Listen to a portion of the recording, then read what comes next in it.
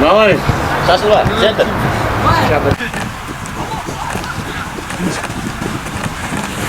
Команда в последнее время показывает очень хороший результат.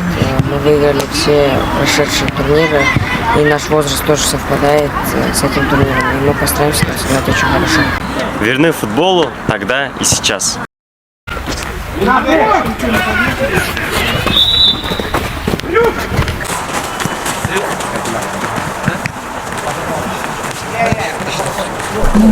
В последнее время мы очень хорошо играем, выиграли все различные турниры. Подготовка идет упорно, мы тренируемся каждый день, 2 смены. Надеемся выйти из группы и победить во всех матчах Кубка Азии. Каждый день тренируемся. Мы верим в себя. Мы выиграем. Аллах Расан.